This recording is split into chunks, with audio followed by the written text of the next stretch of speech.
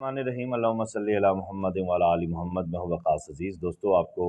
اپنے official channel میں خوش آمدید کہتا ہوں۔ گزشتہ دنوں میں نے سود کے حوالے سے ایک ابتدائی ولاگ کیا تھا، اور اسلامک بینکنگ کے نام پر جو سود کا کاروبار ہو رہا ہے اور جو پروفٹ لیا جا رہا ہے، اس حوالے سے میں نے چند بنیادی گزارشات کی تھیں، جس کے بعد آج میں ایک بڑا امپورٹنٹ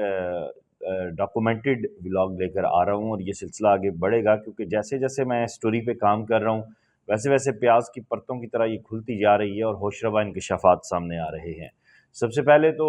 میں آپ کو بتاؤں کہ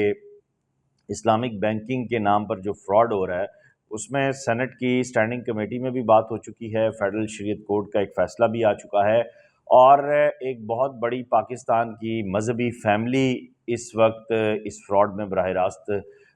ملوث ہے۔ میں چیزیں آگے بتاؤں گا، اور پھر آپ کو یہ بھی بتاؤں گا کہ فیصل بینک اور میزان بینک کا کیا کردار ہے، پھر چیریٹی کے نام پر کیا کارروائیاں ڈالی جا رہی ہیں۔ سب سے پہلے تو یہ دیکھنے کی ضرورت ہے کہ پچھلے 20 سال میں پاکستان میں اسلامک بینکنگ کتنی فلرش ہوئی ہے، اور میرے پاس جو فگر آیا ہے وہ 15 سے 25% کے درمیان آ رہا ہے، اور اس میں تمام جو کنونشنل بینکس ہیں وہ بنیادی طور پر اس وقت اپنی پیرالل اسلامک بینکنگ کی جو برانچیز ہیں وہ بھی لے کر چل رہے ہیں، لیکن ان کے اندر جو کھاتہ خطونی ہے، جو کاروبار ہے، وہ براہ راست سودی کاروبار ہو رہا ہے، وہی پروفٹ چل رہا ہے، صرف لیبل اسلامک کا لگا ہوا ہے۔ اس میں اگر ہم اسٹیٹ بینک کا کردار دیکھیں تو اسٹیٹ بینک میں پہلے اسلامک بینکنگ کو مانیٹر کرنے کے لیے ایک چھوٹا سا ونگ ہوتا تھا، ایک چھوٹا سا کارنر ہوتا تھا، ایک ٹیبل ہوتا تھا۔ آج کل ایک پورا ایک ونگ ہے جو اسلامک بینکنگ یعنی اسلامک بینکنگ سے جڑی ہوئی جو برانچیز ہیں ان کو مانیٹر کر رہا ہے اور ان کو ہدایات جاری کر رہا ہے اور ان کی پوری ریگولیشن کو دیکھ رہا ہے۔ ایسے میں پاکستان کے آرٹیکل کا ایک حصہ ہے، پاکستان کے آئین کا آرٹیکل 38F، وہ اسٹیٹ کو ربا کو جلد از جلد ایلیمینیٹ کرنے کا بھی کہتا ہے۔ جبکہ میں اگر اس میں اگر بات کروں تو فیڈرل جو شریعت کورٹ ہے، اس نے 28 اپریل 2022 کو ایک فیصلہ دیا تھا، اور حکومت پاکستان کو انہوں نے اس آرڈر میں متنبع بھی کیا ہے اور اس بات کا پابند کیا ہے کہ 31 دسمبر 2027 تک تمام جو کنونشنل بینکس ہیں، یعنی پاکستان کا جو بینکنگ سسٹم ہے، وہ 31 دسمبر 2027 تک اسلامک بینکنگ میں کنورٹ ہو جائے گا۔ لیکن اس کے خلاف چند جو بڑے بینکس ہیں، کنونشنل بینکس ہیں، نامی گرامی بینکس ہیں، میں آگے ولاگز میں ان کے نام بھی لوں گا، کہ وہ عدالت میں گئے ہیں اس فیصلے کے خلاف کہ یہ ممکن نہیں ہے۔ وہ کیوں عدالت میں گئے ہیں اور کیوں ممکن نہیں ہے، یہ ایک الگ بحث ہے، یہ آگے چل کر آپ کو بتاؤں گا۔ اب اگر دیکھا جائے تو اس فیصلے کی روشنی نے پھر حکومت پاکستان نے اسٹیٹ بینک کو کہا کہ وہ 73 کے آئین کو فالو کرتے ہوئے اسلامک جو بینکنگ ہے وہ اس کو لاگو کیا جائے۔ اب 73 کے آئین کو دیکھا جائے تو اس میں واضح طور پر کہا گیا ہے کہ حاکم اعلیٰ صرف اللہ تعالیٰ کی ذات ہے، اور پاکستان میں کوئی قانون ایسا نہیں نافذ ہوگا جو شریعہ کے خلاف ہوگا۔ اب شریعہ کے خلاف اگر قوانین کی بات کی جائے تو پھر اگر بینکنگ سسٹم کو دیکھیں تو یہ ٹوٹلی شریعہ کے اگینسٹ ہے، معذرت کے ساتھ۔ اور پھر اس میں اسٹیٹ بینک نے اتنا کیا کہ جو میرے ذرائع نے چیزیں مجھے بتائی ہیں کہ انہوں نے کمرشل بینکس کو، جو جتنے بھی کنونشنل بینکس تھے، ان کو یہ کہا کہ وہ اپنے آپ کو جلد از جلد اسلامک بینکنگ کی طرف کنورٹ کریں۔ اور اس میں جیسا کہ میں نے آغاز میں کہا، اب سب سے بڑی مثال جو ہے وہ فیصل بینک کی ہے، جس نے اپنے آپ کو ٹوٹلی اسلامک بینک جو ہے وہ ڈکلیئر کر دیا ہے، اور دیگر جو بینکس ہیں ان کی اسلامک برانچیز بھی ہیں۔ اب اس میں اب آگے چلیں تو میں آپ کو یہ بتاؤں کہ 5-6 اس وقت ایسے بینک ہیں جو اس اسلامک بینکنگ میں کام کر رہے ہیں، لیکن جو ان کی پروفٹ ریشو ہے وہ وہی کنونشنل بینکس والی ہے۔ اب اس میں جو ایک بڑا نام میرے ذرائع نے مجھے بتایا ہے وہ میزان بینک کا ہے۔ اگر اس کی گزشتہ سالوں کی آپ پروفٹ ریشو دیکھیں، جو بھی شریعہ کے آڈیٹرز ہیں، یہ ان کا کام ہے دیکھنا۔ میرے سورس نے مجھے خبر دی ہے، لیڈ دی ہے، اور اس خبر کو کنفرم کرنے کے بعد میں آپ کے ساتھ یہ شیئر کر رہا ہوں۔ اس میں یہ بتایا گیا ہے کہ میزان بینک جو اسلامک بینکنگ کا دعوے دار ہے اس وقت پاکستان میں، اور علیہ اعلان کہتا ہے کہ ہم اسلامک بینک ہیں، وہ کنونشنل بینک سے بھی زیادہ اس کا پروفٹ ہے۔ اور میں نے خود بھی اس بات کو کنفرم کیا جب میں نے کار لون کی بات کی تو اس کے اوپر جو پروفٹ کی ریشو بتائی گئی وہ پرسنٹیج میں تھی، اور پرسنٹیج بھی ہوشربا تھی۔ اب اس میں ایک بات آپ کو اور بھی بتاؤں کہ جب آڈٹ ہوتا ہے تو اس میں شریعہ آڈٹ والے اگر یہ آبجیکٹ لگا دیں، اس میں یہ آبجیکشن کر دیں کہ آپ کا یہ جو پروفٹ ہے یہ کنونشنل بینک کی طرز پر آ رہا ہے، یعنی یہ اسلامک ریشو میں نہیں ہے، تو پھر اس میں یہ اصول ہے کہ وہ پروفٹ چیریٹی کو دے دیا جاتا ہے، کیونکہ وہ اسلامک دائرہ کار سے باہر ہو جاتا ہے، وہ آپ کے دین کے قائم کردہ معاشی اصولوں سے باہر ہو جاتا ہے۔ لیکن کیا کہتے ہیں نا کہ میزان بینک نے اپنا ماسی بیڑا بنایا ہوا ہے، انہوں نے اپنا ہی چیریٹی ایک کارنر بنایا ہوا ہے، اور جب اس طرح کی کوئی بات سامنے آتی ہے تو وہ سارا پروفٹ اٹھا کے اس چیریٹی کارنر کے اندر رکھ دیتے ہیں، یعنی ایک جیب سے نکالا، بڑی جیب سے نکالا، چھوٹی جیب میں ڈال دیا۔ اب اس میں یہ سارا کچھ کیوں ہو رہا ہے اور اتنی irregularities کیوں ہیں؟ اس میں سلیم مانوی والا نے بھی سینٹ کی کمیٹی کو چیئر کرتے ہوئے کہا تھا، اسٹیٹ بینک کو متنبہ کیا تھا کہ وہ دیکھیں کہ اسلامک بینکنگ کے نام پر کیا کھلواڑ ہو رہا ہے۔ اب اس میں جو سب سے بڑا ایشو جو میرے سامنے آیا ہے وہ یہ ہے کہ ایک فیملی ہے،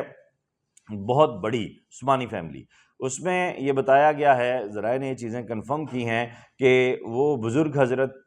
خود بھی اسلامک بینکس کے پینل پہ ہیں، پھر آگے ان کے بیٹے بھی ہیں، بھتیجے بھی ہیں، بھائی بھی ہیں، پوری فیملی، اور صرف پاکستان کے اسلامک بینکنگ کے جو کورٹس ہیں ان کے ساتھ وہ نہیں جڑے ہوئے، بلکہ کیا اس کو کہتے ہیں، پوری دنیا میں جہاں جہاں اسلامک بینکنگ ہے، ملائیشیا، انڈونیشیا، واٹس ایور، وہاں انہیں جو ہے انگیج کیا گیا ہے، اور بڑے ماشاءاللہ بہت اچھی ارننگ کر رہے ہیں، اور ماہانہ آمدن ان کی بعض اوقات ایک بینک کے قریب بھی پہنچ جاتی ہے ذرائع کے مطابق۔ اب بات یہ ہے کہ جب آپ کے وہ لوگ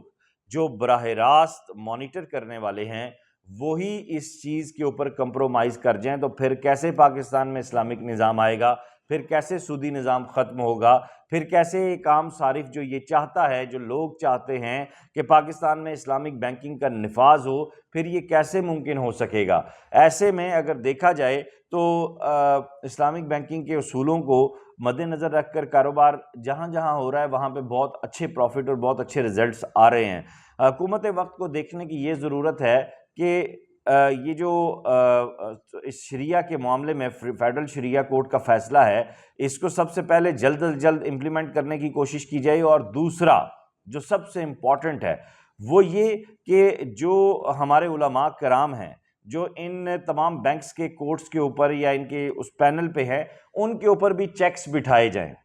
ان کے اوپر بھی باقاعدہ قانونی ماہرین موجود ہوں جو پراپرلی دیکھیں اور سارے سلسلے کو انصاف کی بنیاد پہ کیا جائے۔ ادروائز جب آپ کو پھر سہولیات ملتی ہیں، پرتعیش گاڑی ملتی ہے، ایک بہترین قسم کا گھر ملتا ہے، ہر مہینے ایک ہینڈسم اماؤنٹ آپ کے اکاؤنٹ میں آ رہی ہوتی ہے، تو پھر آپ نے سیٹھ کی بات ماننی ہوتی ہے، کیونکہ سیٹھ اس وقت ان بینکس کے جو ہیں وہ سارے ملک پاکستان سے باہر بیٹھے ہوئے ہیں، اور ان کا یہ کاروبار ہے،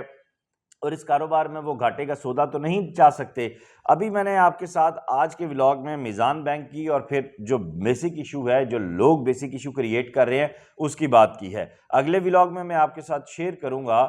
ڈاکٹر زبیر کریم صاحب کا، میں یہاں پہ جاتے جاتے حوالہ دیتا جاؤں۔ ڈاکٹر زبیر کریم صاحب کی جو کتاب ہے اس میں ربا پر بہت اہم چیزیں ہیں۔ اب ڈاکٹر زبیر کریم کون ہے؟ ڈاکٹر زبیر کریم امریکہ میں مقیم پاکستانی نژاد ایک معیشت دان ہے، اور میں سمجھتا ہوں کہ اس سوسائٹی میں رہ کے، ایک ویسٹرن لبرل سوسائٹی میں رہ کے اپنے دین کو فالو کرنا اور دین کے حوالے سے اور پاکستان کی معیشت کے فلاز کو دیکھ کر اس پہ لکھنا، پھر اسے پاکستان سے چھپوانا، پھر پاکستان آنا، مطلب ایک محب وطن مسلمان اور پاکستانی ہی یہ کر سکتا ہے۔ لیکن دکھ اس بات کا ہے کہ ڈاکٹر زبیر کریم جیسے بڑے دماغ اور اہم معیشت دان کو دوسرے ملک کی خدمت میں رکھ کے پاکستان میں ان سے کسی قسم کی کوئی بھی جو ہے وہ ڈیوٹی نہیں لی جا رہی، پاکستان میں ان کی خدمات کو نہیں فالو کیا جا رہا۔ ربا کے حوالے سے ان کی کتاب کی جو آخری صفحات ہیں ان پہ تو میں نے الگ ولاگ کرنا ہے، وہ اگر کتاب اور وہ چیزیں، اور ڈاکٹر زبیر کریم کو اگر پاکستان میں معاشی نظام کی اصلاحات کے لیے بلا لیا جائے تو پھر یہ سارا معاملہ رہتا ہی نہیں ہے۔ پھر آپ دیکھیں کہ آپ کی اسلامک بینکنگ کا نفاذ کیسے ہوتا ہے۔ اور میں اس نام کو انڈورس اس لیے کر رہا ہوں کہ یہ میں نے نہیں کیا،